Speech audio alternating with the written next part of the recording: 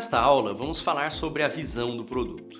Um projeto ágil começa com o desenvolvimento progressivo em cima de uma ideia. Essa ideia pode começar como se fosse um elevator pitch, aquela frase de vendas que você fala rapidamente quando quer vender uma ideia. Uma frase de 1 a 1 minuto e meio, ou mesmo um parágrafo descrevendo qual é o problema que nós queremos resolver e qual é a maneira que nós pretendemos resolver este problema. A partir das ideias iniciais, elaboradas de uma maneira colaborativa, em um workshop ou facilitação, uso de brainstorming, entre outras técnicas, para que você possa explorar o problema de uma maneira mais aprofundada, nós teremos esse slogan do projeto, ou elevator pitch. Podemos pensar que em um projeto de recursos humanos, vamos utilizá-lo como exemplo aqui, nós temos como objetivo melhorar a satisfação dos nossos colaboradores por meio de treinamentos até o final do ano. Esse poderia ser o nosso elevator pitch inicial. Podemos depois explorar de outras formas como é a satisfação dos nossos colaboradores e modificar o elevator pitch e também modificar o próprio produto ao longo do tempo, que será atualizado, modificado, removendo ou repriorizando funcionalidades.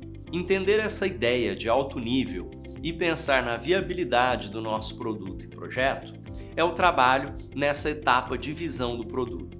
Ainda é uma etapa que antecede a execução do nosso projeto. Essa visão tem como objetivo criar grandes temas que depois vão ser quebrados em épicos, histórias, tarefas, durante a nossa execução do projeto. Você pode pensar nisso como novas funcionalidades de um produto ou mesmo como o desenvolvimento de um produto que ainda não existe. Uma vez criada a nossa visão do produto, ela deve ser compartilhada com todos os stakeholders, clientes, usuários, equipe do projeto, para que tenhamos um alinhamento inicial desta visão. Um outro aspecto importante na elaboração da visão do produto é levar em consideração as personas, ou quem são as pessoas, grupos que serão usuários dessa nossa solução. Ao pensar na nossa persona, vamos considerar as suas expectativas, quais são as dores, o que ele espera em relação ao produto. Existem alguns modelos que nos ajudam a fazer isso, como por exemplo o mapa da empatia. Como essa solução é percebida ou como o problema é percebido, o que é falado a respeito dela e o que essa persona considera como sendo algo de valor para o nosso projeto. O seu projeto pode ter diferentes personas. Quando estamos falando do nosso projeto de recursos humanos, por exemplo, ou a criação de um site de e-commerce, um aplicativo para ensino de línguas, estamos considerando que cada um desses projetos pode ter diferentes personas. Um aplicativo móvel para ensino de línguas, do inglês, por exemplo, pode ter uma persona como sendo o jovem que quer aprender inglês. Pode ser um adulto que quer aprender inglês profissional. Pode ser uma criança que vai aprender junto com os pais. Essas são diferentes personas e ao mapear as personas, nós temos uma visão mais ampla do nosso projeto e de todos os aspectos que precisam ser considerados. Você não precisa levar todas as personas para a solução do seu produto, mas considerar nessa fase inicial de visão o máximo de personas possível vai facilitar para que você entenda e depois defina um foco, talvez eliminando algumas dessas personas para focar o seu produto em outras específicas. Uma vez criada a sua frase de slogan ou elevator pitch da descrição do projeto, entendidas as personas, o próximo passo é priorizar os requisitos ou funcionalidades que nós queremos ter em alto nível desse nosso produto que está sendo definido em alto nível. Nós podemos utilizar modelos de priorizações de funcionalidades e requisitos, como por exemplo o modelo de Cannon, que é bastante conhecido.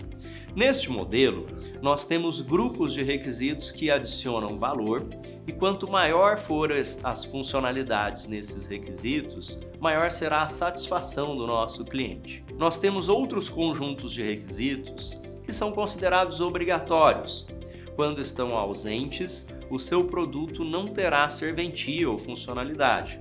Entretanto, Ao cumprir requisitos mínimos desses requisitos obrigatórios, nós não conseguimos aumentar mais a satisfação do cliente, colocando muito mais do que isso. Pense em requisitos de segurança, por exemplo. Se o seu produto não tiver a segurança necessária, os clientes estarão muito insatisfeitos. Trata-se de um requisito obrigatório. Entretanto, ao garantir os níveis de segurança adequados, o seu cliente passa a se preocupar com o uso, funcionalidades, as funções que ele pode desempenhar com aquele produto. E esses são os requisitos que nós vamos priorizar. Existem ainda funcionalidades que, quando nós colocamos demais no produto, nós passamos por um limiar e começamos a criar insatisfação. É importante que você escolha qual modelo você vai utilizar para a definição dos requisitos e a priorização dos requisitos futuramente no seu projeto, mas também leve em conta que a solução do problema deve ser direcionada. Muitos projetos ágeis acabam tendo dificuldades porque vão adicionando coisas ao longo do tempo sem se preocupar com o valor para o cliente. O projeto ágil, ele sempre pode ser modificado e repriorizado a cada sprint, em revisões de backlog do produto. Entretanto, devemos manter o foco no nosso cliente e no que é valor para o cliente. Caso contrário, estaremos adicionando um monte de mudanças que não adicionam mais valor para o nosso cliente. Nas próximas aulas, nós vamos entender como fazer isso em cada uma das etapas e cerimônias do Scrum. Ao criar o backlog do produto, estamos realizando a organização dessa visão inicial em pedaços menores. Esses pedaços menores vão ser chamados de épicos e temas. Os temas são grandes áreas relacionadas à solução do problema que identificamos na visão do produto. Os épicos, como subsistemas ou grandes pacotes de entregas, que depois vão ser detalhadas, que chamamos de história do produto ou histórias do usuário, e isso vão se transformar em tarefas posteriormente. Na próxima aula, veremos um pouco mais sobre as cerimônias e como executá-las na prática. Até lá!